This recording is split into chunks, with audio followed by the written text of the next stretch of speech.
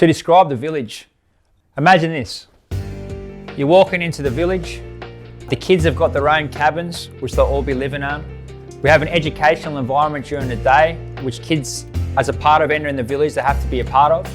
We've created a partnership with the Department of Education and Training, where they'll receive years 7 to 12, and also for a model which is more based around hands-on learning as a part of creating an ecosystem inside the village. We'll have a production house on the right-hand side. If there's kids that really want to learn how to become producers and want to be into film, into music, into any sort of production, photography.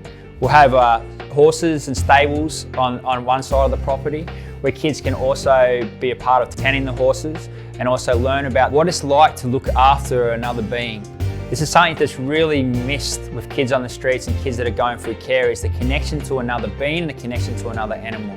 This will be a part of the connected base framework. Also have permaculture gardens, where kids can be a part of creating their own permaculture. They'll be a part of creating an ecosystem inside of the village that will grow and progress over time and that will be self-sustainable in the long run.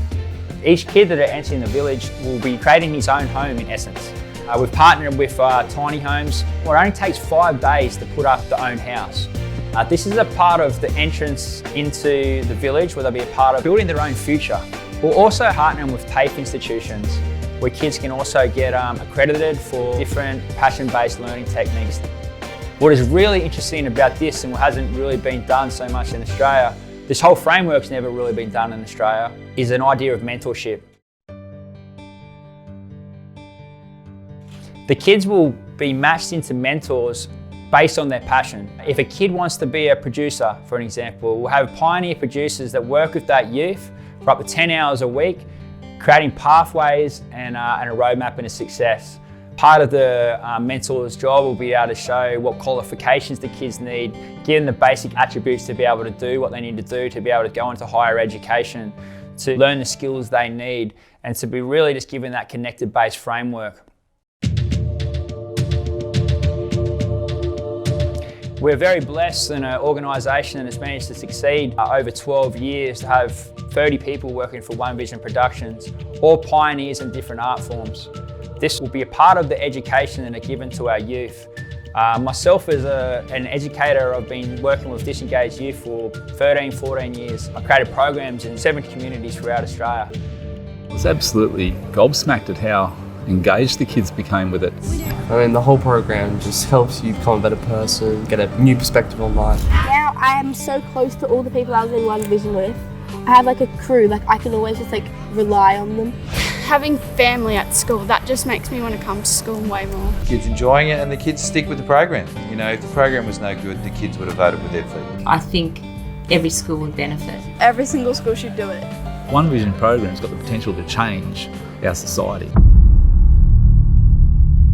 The key to the success and the platforms and the programs that we've built is based on the connected base framework that I'm offering.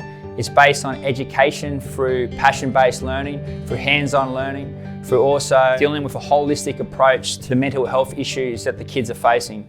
This is an alternative, a new paradigm that could really help our kids, our youth of Australia, move forward into a direction where they're not put in positions of constant trauma and neglect, where they're given a pathway of connection and of love, where they're learning how to look after things, learn how to look after themselves. This is so needed for kids that are living on the streets and kids that have been incarcerated. A life of love, a life of connection, a life of purpose. If we switch the way that we're thinking and we create this purposeful lifestyle and way of living for our youth, they'll be given the keys to thrive and shine. But we, as leaders, need to come together and think about how can we help the youth of our country? How can we create an alternative system that's been broken for so long and that has not been willing to change?